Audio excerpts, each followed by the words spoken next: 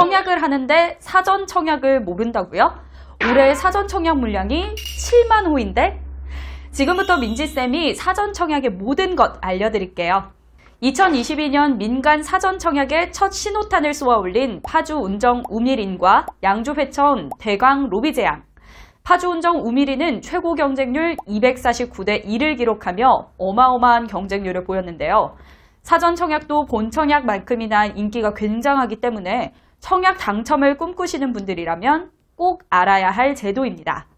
자, 그럼 사전 청약이 뭘까요? 의미부터 알아볼게요. 사전 청약이란 본 청약 전에 저 여기 입주할 거예요 하고 미리 찜해두는 겁니다.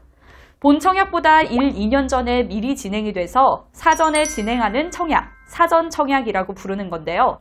자, 이 사전 청약 제도가 왜 생겼을까요? 청약을 해보신 분들은 알겠지만 공급은 적은데 집을 사려는 사람이 너무 많다 보니까 막상 청약을 넣어도 경쟁률이 높아서 당첨이 어려워요. 그래서 정부가 사전 청약 제도를 통해서 청약 시점을 분산시키고 본 청약 수요를 조금 잠재움으로써 높은 경쟁률을 해소하고 국민이 내 집 마련을 조금 더 수월하게 할 수 있도록 사전 청약 제도를 시행하고 있는 겁니다. 그래서 우리가 사전 청약을 하게 되면 몇 가지 좋은 점이 있는데요. 먼저 사전 청약에 당첨이 됐다면 1, 2년 후에 진행되는 본 청약 시기까지 따로 준비할 게 없고요. 자격 조건만 유지하면 최종 당첨이 됩니다. 심지어 사전 청약에 당첨이 되더라도 내가 당첨된 지역이 아닌 곳이라면 자유롭게 청약에 도전해 볼 수 있어요. 일단 집을 확보해 둔 다음에 더 좋은 집을 찾아볼 수 있다는 게 사전 청약의 가장 큰 장점입니다. 말 그대로 내 집 마련 보험이 생기는 거죠. 다만 이 부분은 사전 청약의 종류에 따라서 조금씩 달라지기 때문에 제가 뒤에서 더 자세히 설명해 드릴게요. 심지어 사전 청약은 본 청약과 달리 당첨 후에 포기해도 특별한 불이익이 없습니다. 일단 넣어봐도 손해볼 게 없다는 거죠. 단 본 청약에 최종 당첨된 후에는 당첨 포기를 하게 되면 해당 주택에 적용된 재당첨 제한 등의 규제가 생기니까 그 부분은 유의하시고요. 자, 사전 청약의 장점 또 있습니다. 사전 청약이 진행되는 주택은 직주 접근성이 용이한 비교적 입지가 좋은 곳으로 선정이 되고 있고 공급 물량이 많아서 본 청약보다 당첨 가능성이 높습니다. 2022년 올해만 예정된 사전 청약 물량이 공공, 민간 다 합쳐서 7만 호 정도 되니까 굉장히 많다고 할 수 있죠. 또 사전 청약은 일반 청약보다 특별 공급 물량이 많기 때문에 가점이 상대적으로 낮으신 분들도 당첨을 노려볼 수 있습니다. 자, 그럼 사전 청약 과연 장점만 있을까요? 당연히 주의해야 할 점도 있는데요. 앞서 말씀드렸듯이 사전 청약에 당첨이 되더라도 일반 청약이 가능한 경우가 있는데 같은 사전 청약끼리는 추가로 청약을 넣으실 수 없습니다. 사전 청약에 당첨이 되면 다른 사전 청약에는 신청이 불가능하다는 거죠. 혹시나 급급한 마음에 아무데나 넣었다가 당첨되면 내가 원했던 곳에는 사전 청약을 못하게 될 수도 있으니까 사전 청약 현장 중에서 임의대로 1순위부터 5순위까지 정해보시고 그 안에서 전략적으로 넣어보시는 게 좋습니다. 또한 사전 청약에 당첨된 뒤에 입주를 포기하거나 부적격으로 판정돼 당첨이 취소되면 향후 1년간 사전 청약을 못하게 되는 현장도 있으니까 신청하기 전에 자격 요건들 꼼꼼하게 살펴보셔야 합니다. 자, 그리고 이거는 현장에 따라서 많이 달라지는 부분이기도 하지만요. 본 청약이 지연이 되어서 입주가 계속 밀리는 현장들도 있어요. 보통은 사전 청약부터 본 청약까지 2년 정도가 걸리는데 각종 문화재 발굴, 통합개발 무산, 토지보상 지연 등의 이슈로 입주 시기가 지연되기도 합니다. 실제로 구리 갈매, 시흥 은객, 감일지구 사전 청약은 본 청약 시기가 4년, 5년이나 늦어지면서 많은 분들이 답답해 하셨던 곳입니다. 그래서 사전 청약에 당첨이 되어도 본 청약만 기다리기보다는 넣을 수 있는 일반 청약 현장 계속 노려보시는 게 좋고요. 사전 청약에 당첨된 후에도 자기가 넣었던 곳의 개발 상황이 원활하게 흘러가고 있는지 계속 주시하셔야 합니다. 특별히 제가 아까 사전 청약에 당첨돼도 다른 현장에 일반 청약 넣어볼 수 있다고 했잖아요. 이 부분에 대해서 좀 더 자세히 설명해 드릴게요. 사전 청약은 보통 공공 사전 청약과 민간 사전 청약으로 나뉘는데 공공 사전 청약은 공공택지에 LH, SH, GH 같은 공공사업자가 주택을 짓는 거고 민간사전청약은 공공택지에 삼성물산, 현대건설, 롯데건설 같은 민간사업자가 주택을 짓는 거예요. 둘 다 공공택지에 건물을 올리지만 사업 주체가 공공인지 민간인지 따라서 나뉘는 거고요. 이렇게 사전청약이 공공이냐 민간이냐에 따라 추가로 넣을 수 있는 현장이 달라지고 청약 통장, 신청 자격, 규제 사항까지 달라지기 때문에 잘 들어보시고 자신의 상황에는 어떤 유형이 좋을지 판단해 보시면 좋을 것 같습니다. 자, 첫 번째, 청약 통장 소진 여부가 다릅니다. 공공사전 청약은 사전 청약에 당첨이 돼도 청약 통장이 소진되지 않아요. 청약 통장의 효력이 살아있다는 뜻이죠. 그래서 공공사전 청약에 당첨되면 다른 일반 청약에 신청이 가능합니다. 일반 공급은 물론 특별 공급에도 넣어보실 수 있고 심지어 공공사전 청약에서 특별 공급으로 당첨이 된 거였어도 일반 청약 특별 공급 유형에 넣어보실 수 있습니다. 단 공공사전 청약에 당첨된 상황에서 일반 청약에 당첨이 되면 그 즉시 사전 청약 지위는 소멸됩니다. 자, 반면 민간 사전 청약은 청약 통장이 사용이 돼요. 그래서 민간 사전 청약 당첨자는 일반 청약에 지원이 어렵고요. 만약 내가 일반 청약에 넣어보고 싶다 하시는 분들은 사전 청약 당첨자 지위를 포기한 후에 청약 통장을 부활시켜서 지원이 가능합니다. 사전 청약 당첨자 지위 포기는 본 청약이 시작되기 전에 언제든지 가능하고요. 지위 포기하시면 늦어도 일주일 내에 청약 통장이 살아나기 때문에 포기해도 크게 문제될 게 없습니다. 자, 두 번째, 사용되는 청약 통장 종류도 다른데요.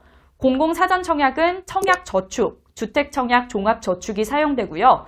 민간사전청약은 청약예금, 청약부금, 주택청약 종합저축이 사용됩니다. 만약에 청약예금이나 부금 통장을 가지고 있거나 납입 인정금액이 적으면 공공사전청약 신청은 불가하지만 민간사전청약은 넣어볼 수 있으니까 내가 가진 청약 통장이 뭔지 또 납입 횟수와 금액은 어떻게 되는지 꼭 확인해 보시고요. 자, 세 번째, 민간 공공사전청약 당첨자 선정 기준도 다릅니다. 민간 사전청약에서 사용되는 가점제는 우리가 일반 청약을 할 때 적용되는 무주택기간, 부양가족수, 통장 가입기간을 산정하는 가점제와 같은 의미인데요. 공공사전청약은 이와 별도로 청약저축 납입 횟수와 납입 금액이 높은 순으로 당첨자를 선정합니다. 자신이 일반 청약에서 청약 가점이 낮더라도 몇십 년 동안 꾸준히 10만 원씩 저축해서 청약 납입 인정 금액이 1,000만 원, 2,000만 원이 된다.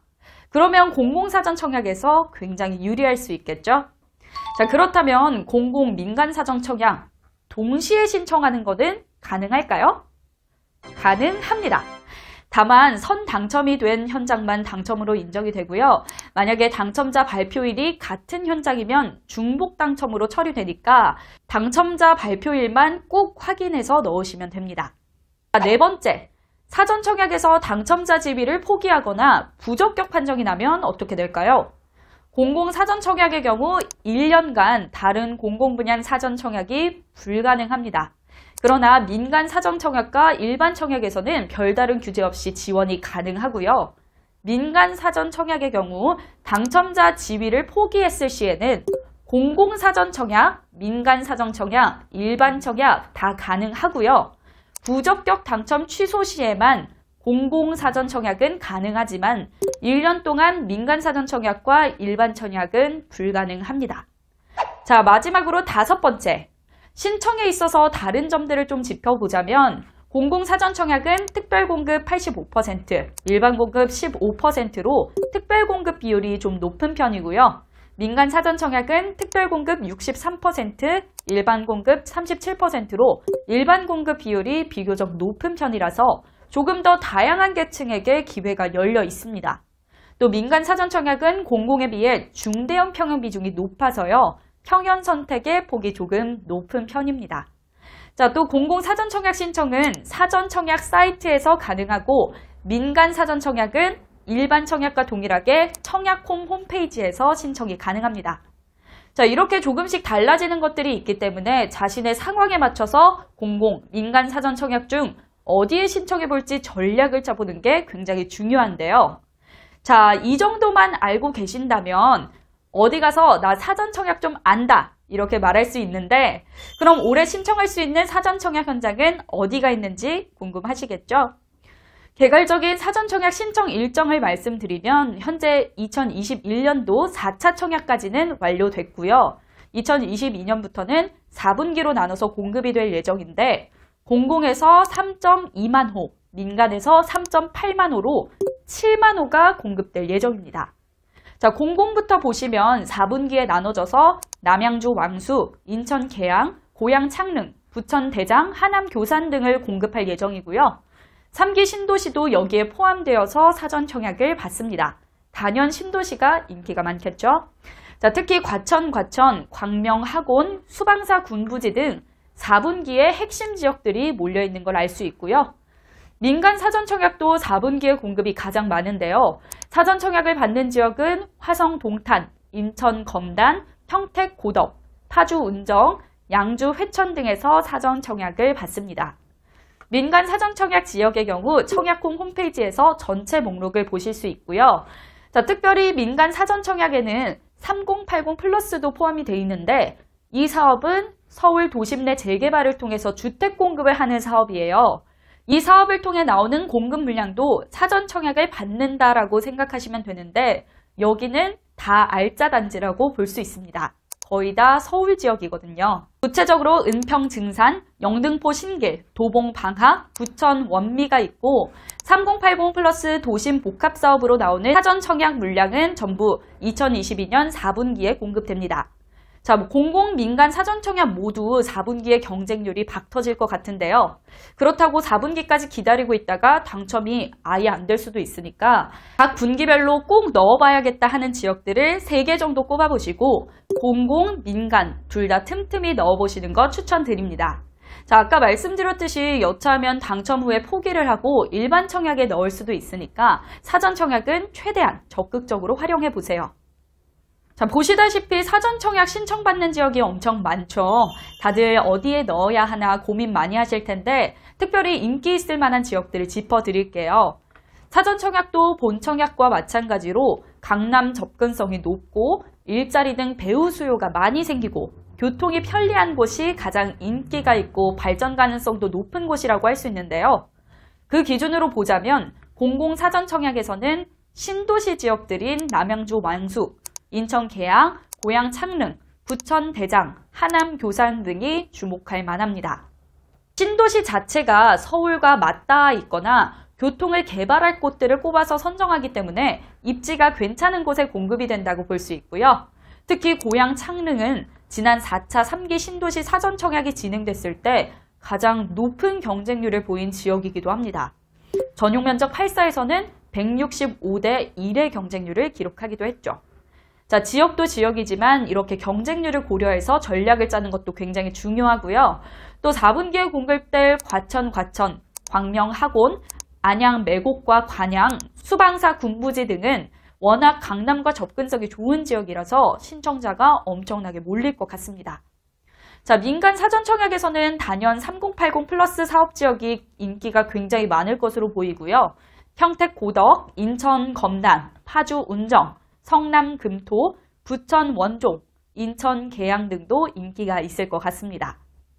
특별히 사전 청약도 신청할 때 자격 조건이 있어요. 그래서 신청하기 전에 미리 자격 요건 살펴보고 준비해 놓는 게 좋은데요. 3, 4분기 신청까지는 거의 반년이 남았으니까 사전 청약에 대해서 모르셨던 분들도 지금부터 차근차근 준비하시면 됩니다. 일단 무주택 세대 구성원이어야 하고요.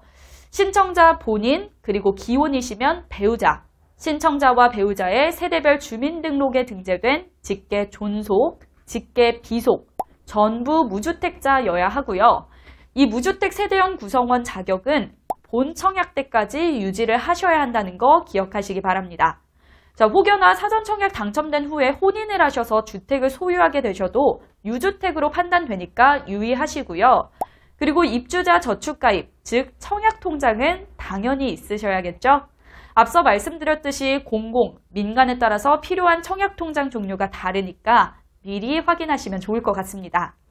자, 사전 청약 당시 해당 지역 거주 중이어야 하니까 해당 지역으로 전입이 필요하신 분들은 미리 해두시면 좋고요. 거주 지역은 본 청약 때까지 거주 기간 충족하시면 됩니다.